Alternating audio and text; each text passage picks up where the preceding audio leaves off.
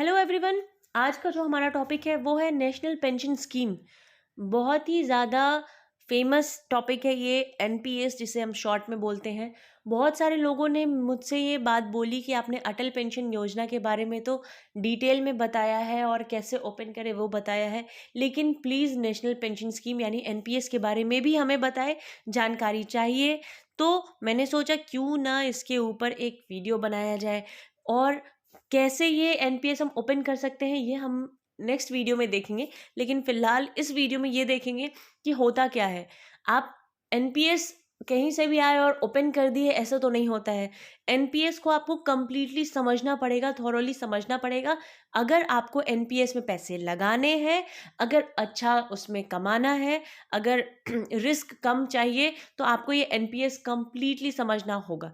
क्योंकि ये ऐसा प्लान नहीं है जैसे आप एफडी करते हैं या पीपीएफ में डालते हैं जिसमें फिक्स होता है कि नहीं एफडी है तो 5.5% मिलेगा ही मिलेगा, आज मैंने लगाया है तो। ऐसा इसमें नहीं है।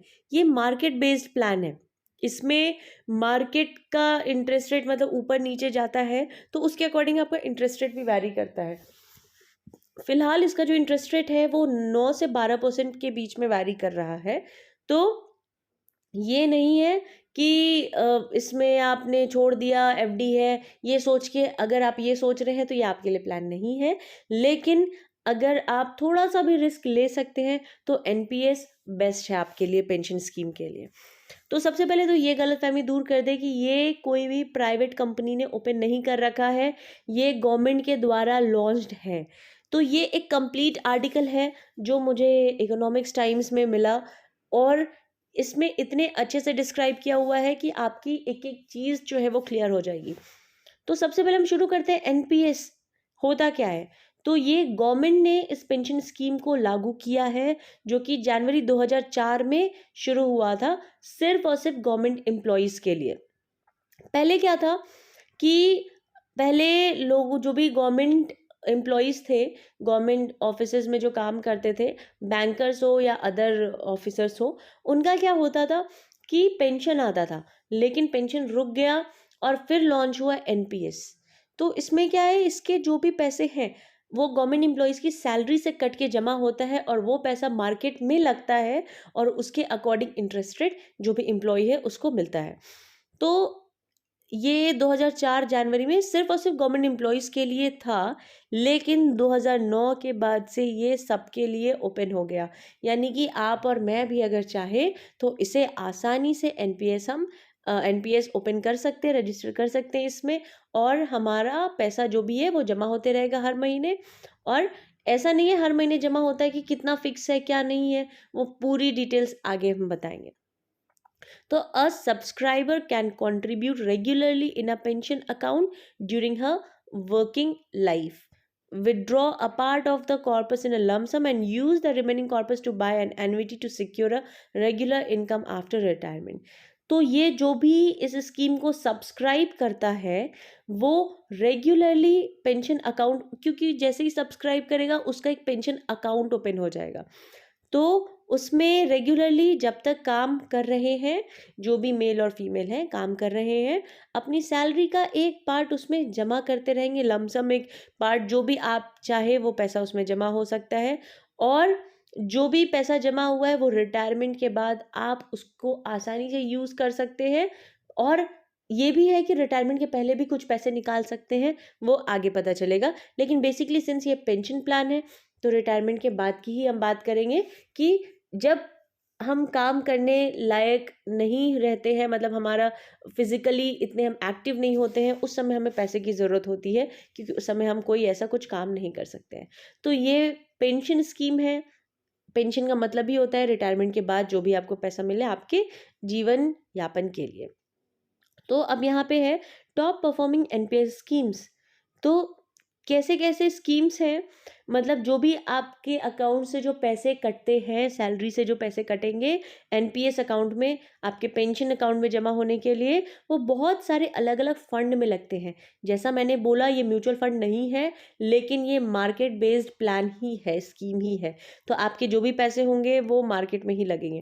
तो इसको समझने के लिए है कि बहुत सारे अलग अलग जगह लगते हैं। जैसे एलआईसी पेंशन फंड स्कीम है, एलआईसी पेंशन फंड स्कीम, जो भी ये फंड स्कीम है और ये सारी चीज़ें दी हुई हैं कि NPS schemes by trailing returns, कि इसमें कितने साल में कितना पैसा जो है, कितना परसेंट इंटरेस्ट जो है आपको मिला है। जैसे 1 साल में 27%, 3 साल में 15%, 14%, तो ऐसे ये वैरी करता है। ये मैं नॉर्मल लोगों के लिए बना रही हूँ वीडियो, जो आसानी से एनपीएस को समझ के कर ले, तो इसलिए बहुत ज़्यादा फंड समझाने का कोई मतलब नहीं है। इतने ही समझने की ज़रूरत है कि जो भी पैसा है वो मार्केट में लगता है। अब बात आती है what is national pension system. ये क्या होता है? तो नेशनल पेंशन स्कीम जो है वो गवर्नमेंट स्पॉन्सर्ड, जो मैंने अभी बताया, और ये रिटायरमेंट के बाद ही आपको जो है वो पैसा मिलता है। Who can join NPS? NPS कौन ज्वाइन कर सकता है?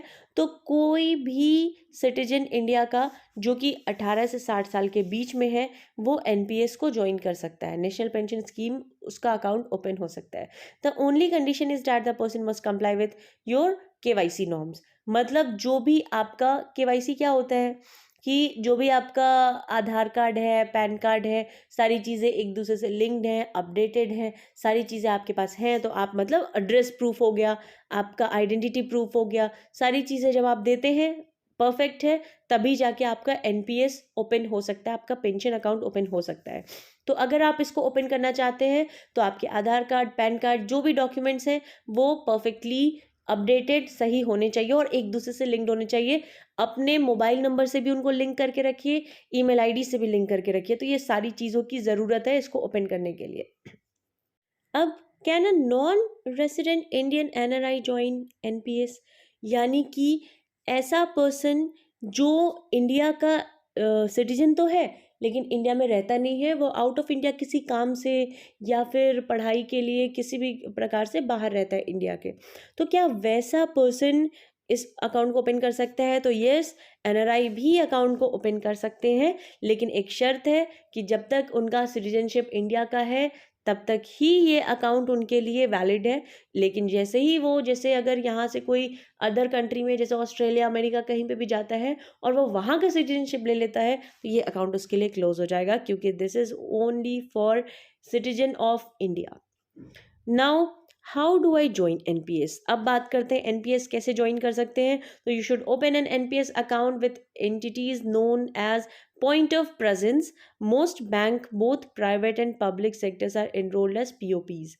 यानी कि एनपीएस ओपन करने के लिए बहुत सारे ऐसे जगह हैं, बहुत सारे ऐसे पॉइंट ऑफ प्रेजेंस, यानी कि बहुत सारे ऐसी संस्थाएं हैं जहां जिनको ये राइट दिया गया है कि इस जगह से एनपीएस ओपन कर सकते हैं।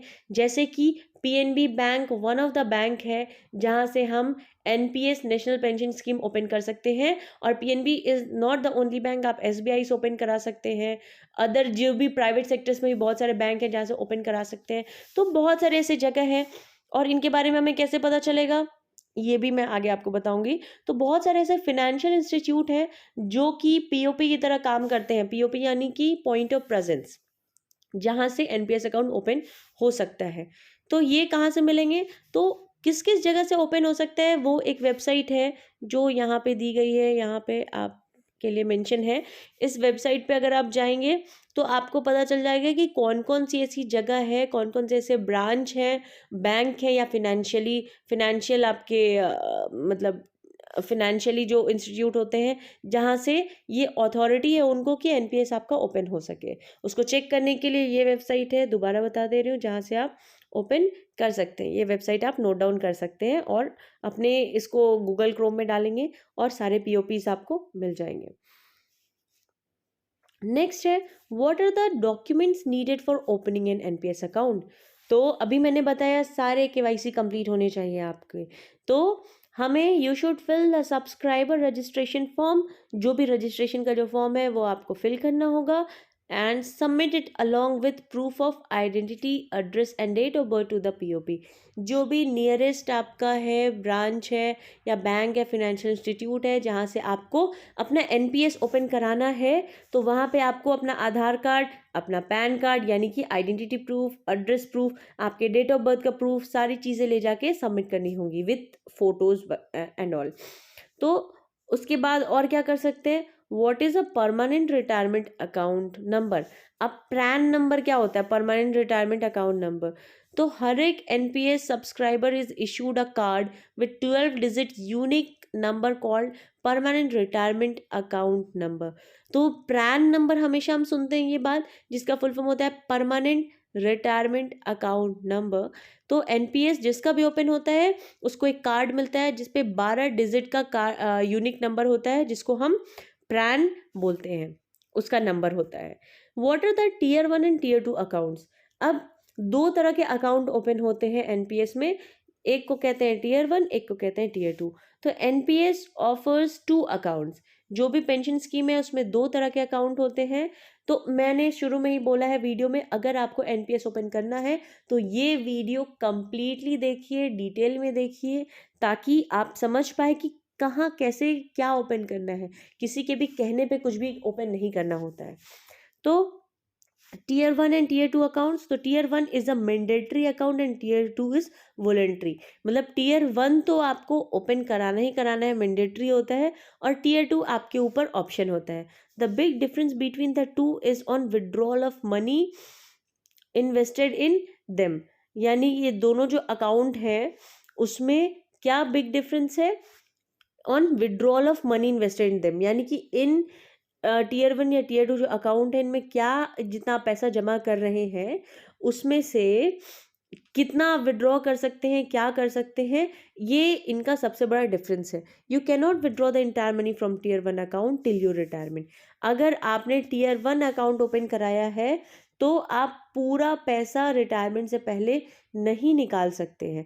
Even on retirement there are restrictions on withdrawal on the tier 1 account. Even retirement के बाद भी आप पूरा पैसा नहीं निकाल सकते, उसमें रिस्ट्रिक्शंस है। The subscriber is free to withdraw the entire money from the tier 2 account. लेकिन अगर कोई टीयर 2 का अकाउंट भी ओपन कराया है तो वो पूरा पैसा निकाल सकता है अपना after retirement. Can I have more than one NPS account? तो no, you can not open multiple NPS accounts. In fact there is no need to open a second account. होता क्या है कि अगर आपने ये सोचा है कि पीएनबी से एक एनपीएस अकाउंट ओपन करा लूँ, एसबीआई से दूसरा करा लूँ, तो ऐसा कुछ नहीं है।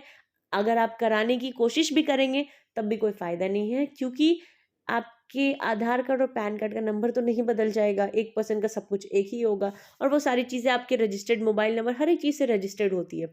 ओपन भी कराएंगे तो नहीं होगा और कोई फ़ायदा भी नहीं है, इसीलिए आपका एक ही अकाउंट ओपन हो सकता है। What is the minimum contribution in NPS? तो you have to contribute a minimum of 6,000 every year in your tier 1 account in a financial year. यानी टीयर 1 जो अकाउंट है उसमें साल में कम से कम 6,000 रुपये तो अकाउंट में आपको डालने ही डालने हैं।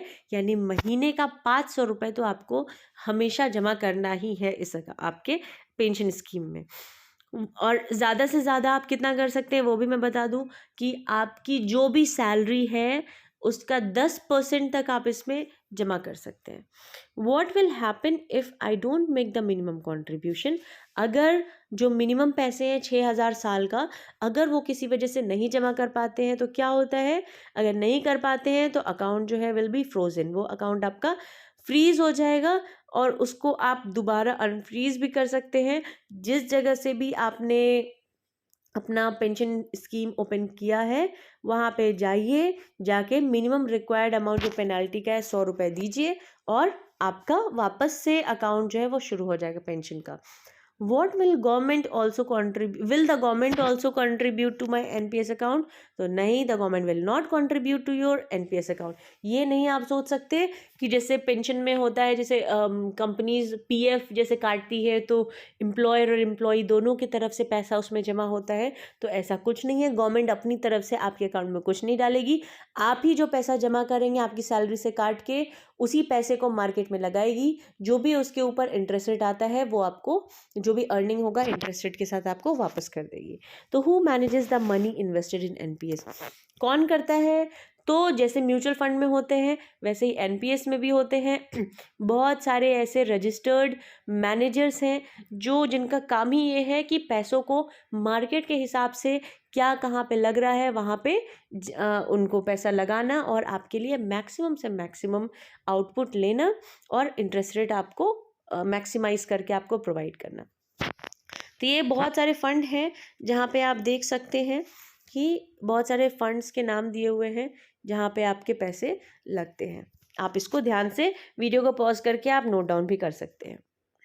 फिर आती है बात कि what are the investment choices available in NPS. कैसे कैसे इन्वेस्टमेंट चॉइसेस हैं? तो active choice, this option allows the investor to decide how the money should be invested in different assets. सबसे पहली बात आती है कि एक्टिव चॉइस यानी कि आपके पास दो चॉइस होता है एनपीएस अकाउंट जब आप पेंशन स्कीम जब ओपन कराते हैं। तो पहली चीज़ होती है कि जो भी आप, जैसे अगर आपने इन्वेस्ट किया है तो आपको ये ऑप्शन मिलता है कि आप ये डिसाइड करें कि आपका पैसा जो है कहाँ कहाँ इन्वेस्ट हो सकता है। यानी आप अगर जानते हैं कि मार्केट का क्या हाल है या आपको आइडिया है कि कैसे पैसा इन्वेस्ट करते हैं, तो आप एक्टिव चॉइस को ऑप्ट कर सकते हैं और आप अपने अकॉर्डिंग अलग अलग फंड में पैसा जो है वो इन्वेस्ट करा सकते हैं।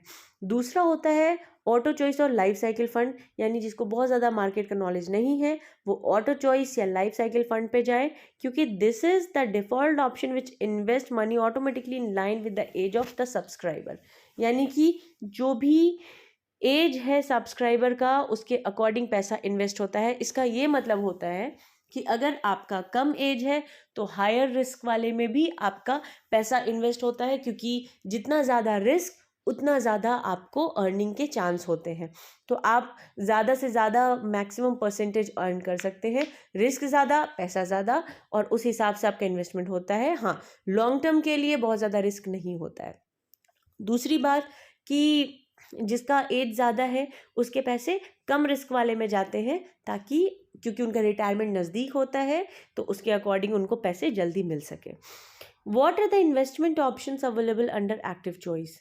अब एक्टिव चॉइस के अंदर में क्या क्या है? तो बहुत सारे, the active choice offers 3 funds और investment, asset class E, asset class C. और ये दिखा रहा है कि एसेट क्लास ई जो है उसमें 50% जो है स्टॉक्स में जाता है। एसेट सी में जो है invest in fixed income instrument other than government securities. Asset class C G है जो कि गवर्नमेंट सिक्योरिटीज में जाता है। यानी कि अगर आपने ऑप्ट किया है कि आप खुद से चाहते हैं कि आपका पैसा मार्केट में कहाँ लगे कहाँ नहीं लगे, तो आपके पास 3 ऑप्शन होते हैं। एक वहाँ लगा सकते हैं आप जहाँ पे पैसा का, आपका जो भी पैसा उसका 50% स्टॉक मार्केट में लगता हो, वहाँ पे आपको सबसे ज़्यादा रिटर्न भी मिलता है और रिस्क भी ज़्यादा होता है। दूसरा कि कुछ पार्ट जो है आपका फिक्स्ड इनकम में लगे और कुछ पार्ट जो है गवर्नमेंट सिक्योरिटीज़ में लगे। और तीसरा ऑप्शन होता है कि सिर्फ और सिर्फ गवर्नमेंट सिक्योरिटीज़ में ही पैसे लगे।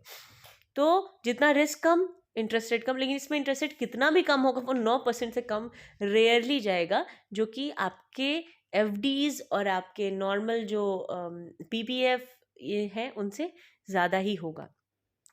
Can I change my investment choices? तो येस, आप अपना चेंज कर सकते हैं अगर आपको लगता है कि yes you can change investment choices once in financial year for both tier 1 and tier 2 accounts। अगर आपको लगता है कि आप खुद से मैनेज नहीं कर पाएंगे तो आप ऑटो चॉइस में भी डाल सकते हैं, या अगर आपको लगता है कि ऑटो चॉइस है आप बेटर तरीके से अपने पैसों को इन्वेस्ट करके अर्न कर सकते हैं ज़्यादा, तो आप एक्टिव चॉइस भी ऑप्ट कर सकते हैं।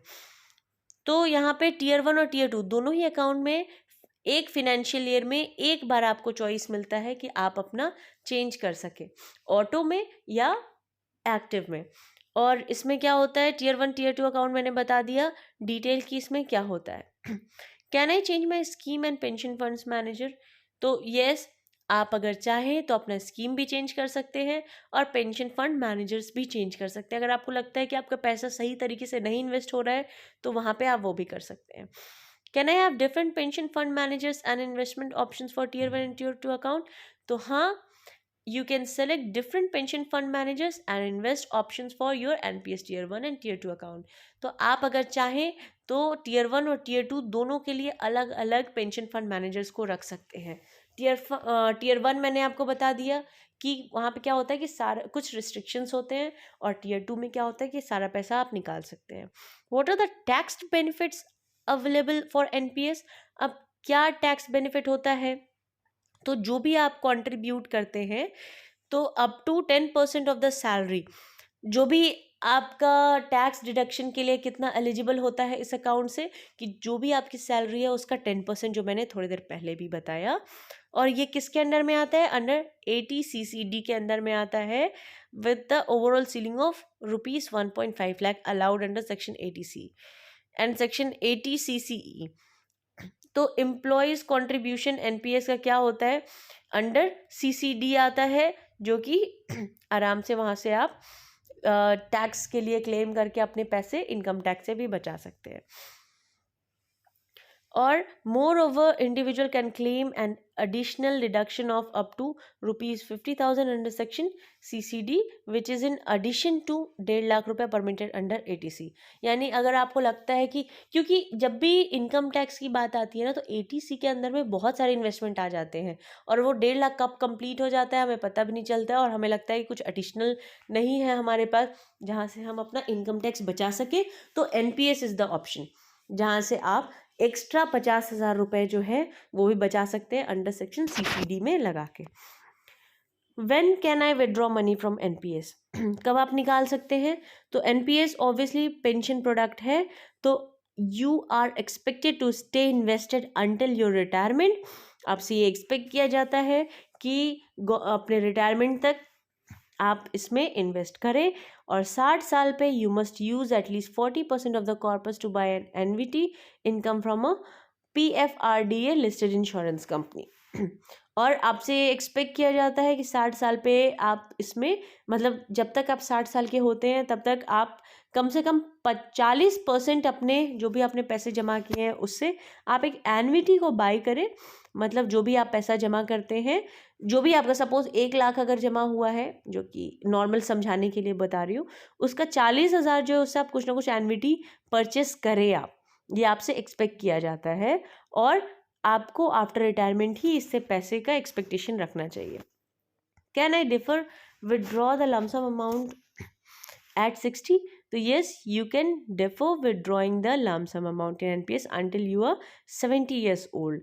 यानी कि ज़रूरी नहीं है, आप अगर चाहें तो 60 साल के बजाय 70 साल की उम्र तक भी आप अपने रिटायरमेंट का पैसा ले सकते हैं।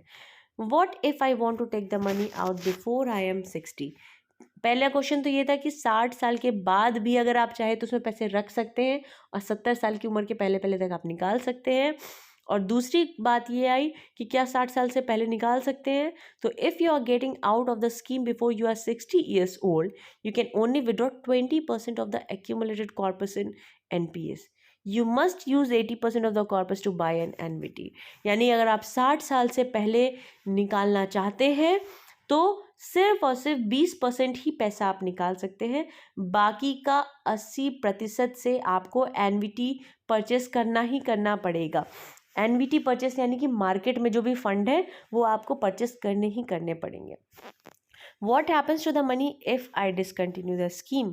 अगर आप डिसकंटिन्यू करते हैं तो आपके पैसे का क्या होगा? If you discontinue your investment, your account will be frozen. आप उसको रीएक्टिव कर सकते हैं।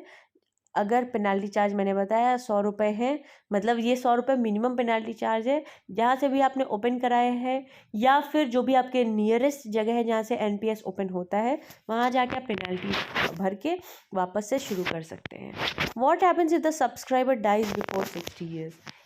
ये क्या होगा अगर 60 साल से पहले अगर जिसने भी NPS लिया है उसका डेथ हो जाए तो जो भी आपका पैसा जमा हुआ है वो आपका जो भी नॉमिनी है, जो भी लीगल है, उसको वो पैसा मिल जाएगा। How do I withdraw the money from NPS? तो आपको विड्रॉल एप्लीकेशन जमा करना पड़ेगा, जो भी आपके नियरेस्ट जो आपका पॉइंट ऑफ प्रेजेंस जो भी है, मतलब जहाँ से NPS ओपन होता है वहाँ जाके आपको विड्रॉल एप्लीकेशन सबमिट करना है, और जो भी वहाँ से बताया जाएगा और प्रोसीजर फॉलो करके आप पैसा विड्रॉ कर सकते हैं। अब विड्रॉ के समय क्या क्या डॉक्यूमेंट चाहिए? तो आपको पैन कार्ड चाहिए, जो मैंने बताया कि जैसे ही आप अकाउंट ओपन करेंगे आपको 12 डिजिट का पैन कार्ड नंबर मिलता है, पैन कार्ड मिलता है, तो वो पैन कार्ड आपको ले जाना पड़ेगा।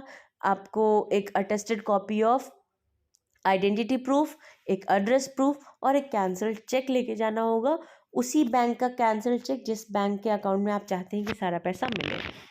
अब एनवीटी क्या होता है तब से मैं बता रही हूँ।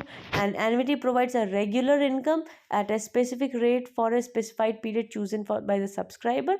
एनपीएस में 40% जो है वो एनवीटी बाय करने के लिए लगना चाहिए, यानी कि person can pay the money to an annuity and choose an annuity option to ensure a regular income after retirement. यानी कि कितना साल में आप पैसा किस तरीके से चाहते हैं, मंथली चाहते हैं, क्वार्टरली चाहते हैं, साल में एक बार चाहते हैं, उसमें आपको उस हिसाब से पैसा लगाना होता है। Who are the annuity service provider, इसकी ज़रूरत नहीं है ज़्यादा। What are the different annuity options offered by the ASPs and what is the how is the annuity income tax.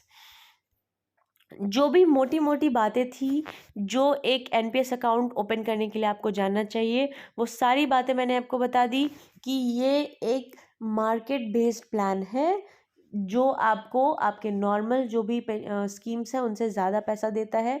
और mutual fund completely mutual fund नहीं है, थोड़ा सा सिक्योर्ड भी है, तो इसीलिए इसमें आप पैसे लगा भी सकते हैं। लेकिन 60 साल से पहले की आप उम्मीद इससे ना रखें कि आपको पैसा मिलेगा। अगर आप लॉन्ग टर्म इन्वेस्टमेंट चाहते हैं, रेगुलर बेसिस पे पेंशन चाहते हैं, तो NPS is for you guys. Thank you so much for this watching this video. आपको अगर मेरा वीडियो पसंद आया हो तो प्लीज़ मेरा चैनल सब्सक्राइब करिएगा, वीडियो को लाइक करिएगा, और अगर कोई प्रॉब्लम हो तो प्लीज़ कमेंट सेक्शन में कमेंट करिएगा।